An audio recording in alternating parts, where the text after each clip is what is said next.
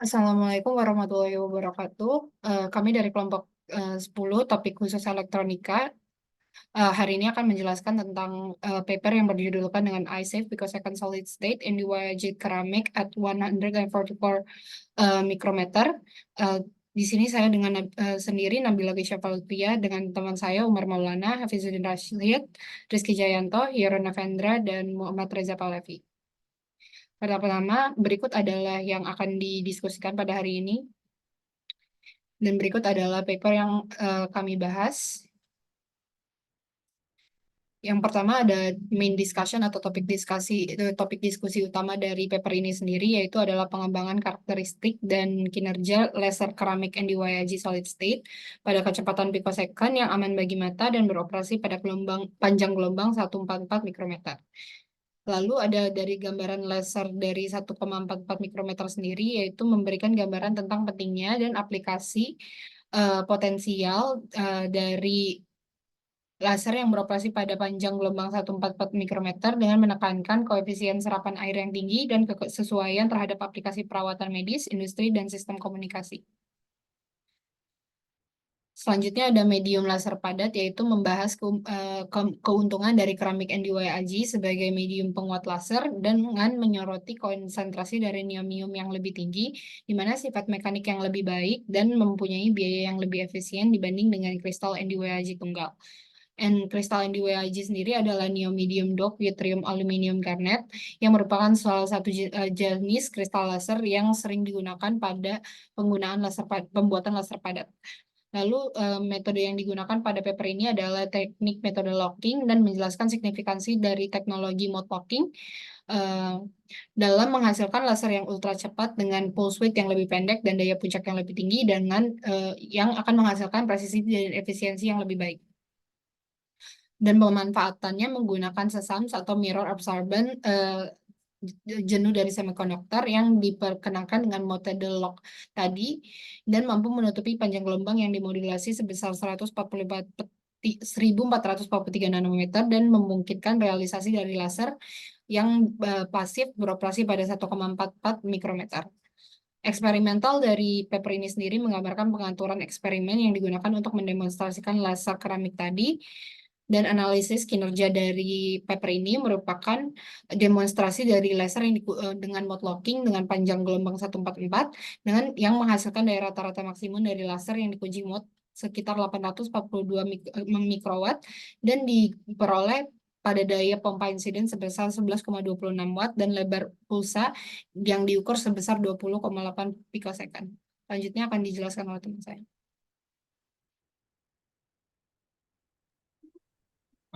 Selanjutnya akan saya lanjutkan paper background.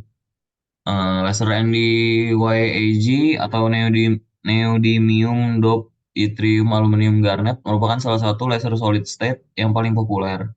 Laser ini memiliki banyak aplikasi dalam berbagai bidang seperti industri, medis, dan penelitian ilmiah.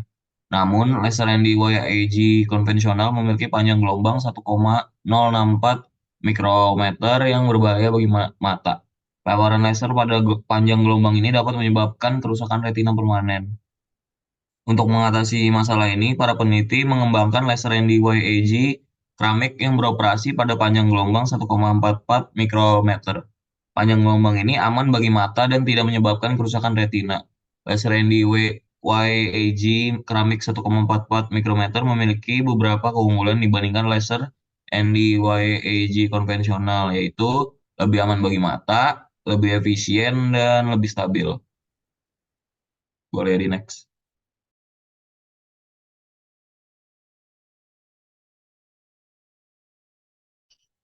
Oke, selanjutnya studi objektif dari paper ini. Jadi penulis coba untuk buat tujuan dari penulisan jurnal berikut. Jadi yang pertama itu menyelidiki kinerja laser NdYAG keramik yang dipasang secara modelok pada panjang gelombang 1,44 mikrometer, di mana nanti hasilnya adalah mendapatkan rata-rata daya.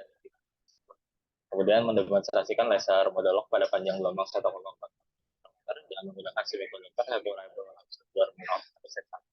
untuk aplikasi yang berpotensi dalam pengobatan medis, pengolahan industri, dan komunikasi. Dan yang ketiga yaitu menganalisis proses osilasi laser secara rinci dan nantinya mendapatkan parameter kinerja seperti daya keluar kata maksimum dan lebar pulsal dari laser tersebut. Oke, boleh di next.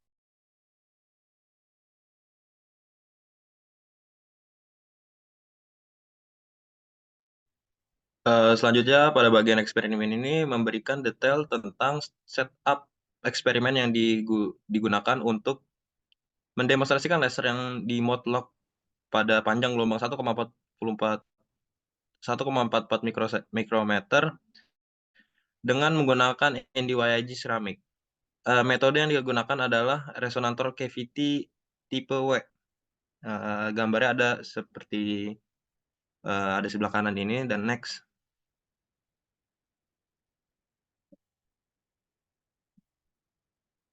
Bisa di next. Oke, selanjutnya adalah komponen pada eksperimen ini. Pada eksperimen ini dapat beberapa komponen utama, salah satunya adalah dioda CW808 yang menghasilkan sinar laser berkekontinuan tanpa pulsa, tanpa pulsa atau modulasi. Selanjutnya ada M1 atau mirror 1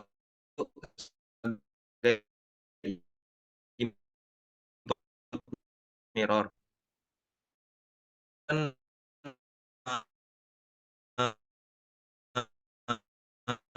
masukkan ke dalam. Oke, selanjutnya adalah bagian komponen eksperimen.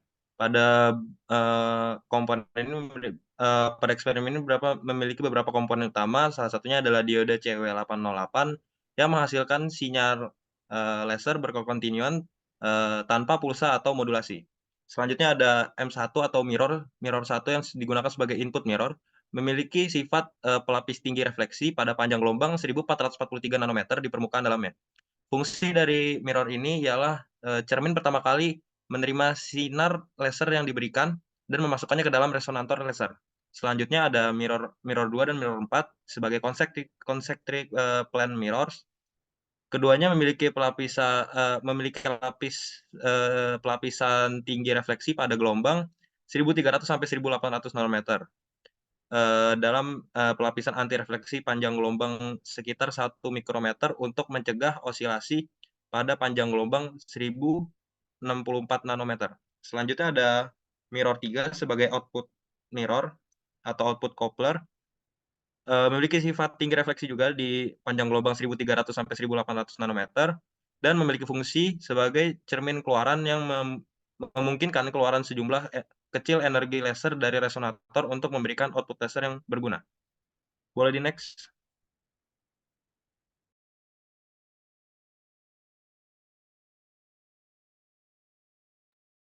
Oke, masuk ke bagian result atau hasil eksperimen. Jadi di eksperimen ini dengan komponen-komponen yang telah disebutkan tadi, itu bakal terbagi menjadi 4 fase sesuai dayanya. Jadi di sini kita akan meningkatkan pump power atau insiden pump power.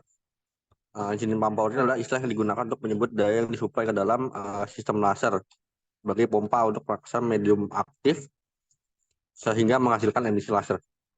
Jadi di pertama saat dipompa power 3,1 watt akan masuk ke fase CW atau continuous wave.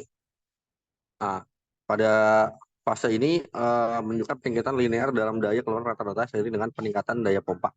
Tidak ada fenomena saturasi yang diamati dan spot laser tetap pada mode time 00.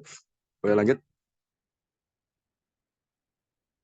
Lalu saat dinaikkan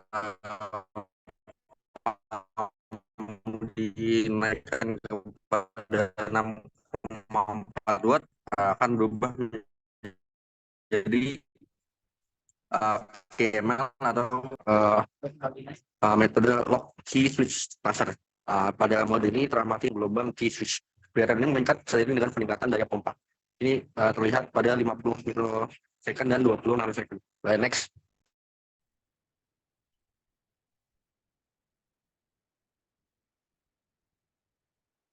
Boleh di next.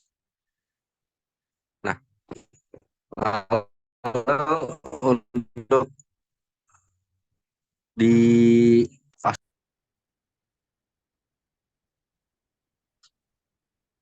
selanjutnya pada mode CWML ini dicapai saat daya di 9,19 watt. Laser ini memasuki fase CWML yang stabil. Jadi keluaran rata-rata maksimumnya sekitar 842 mW dan pada daya pompa 11,3 watt dengan efisiensi optik sebesar 7,45%. Lalu saat dilakukan menggunakan analisa menggunakan radio frekuensi spektrum analyzer, CWML laser memiliki frekuensi puls sekitar 91,6 MHz dan sinyal dihasilkan oleh laser memiliki kekuatan yang jauh lebih besar daripada noise yang terdeteksi pada sinyal tersebut. Boleh next?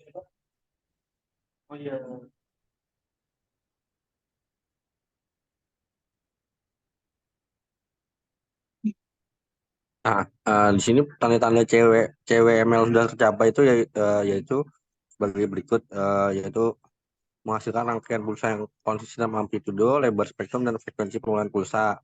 Lalu daya keluaran lasernya juga tetap stabil dan pulsa memiliki lebar yang konsisten, menunjukkan bahwa model locking berfungsi dengan baik. Dengan memastikan karakteristik ini terpenuhi, selama operasi laser dapat disimpulkan bahwa CWML telah berhasil dicapai. Next.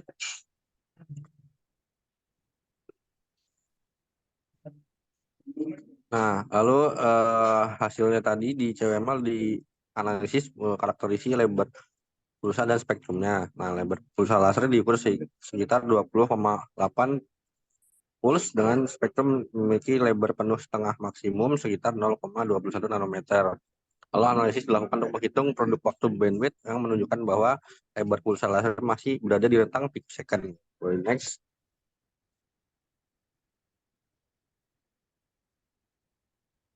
Nah, lalu dia setelah dari fase CWML, di atasnya akan kembali ke fase QML.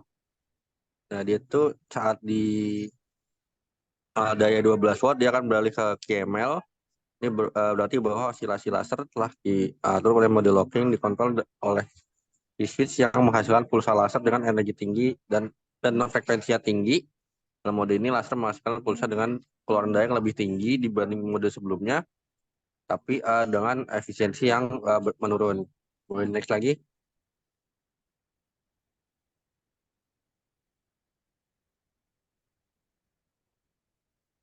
Lalu di puncaknya di 14,6 watt, dia terjadi peningkatan daya menjadi bertambah 1,12 watt dan efisiensinya menjadi 7,7%.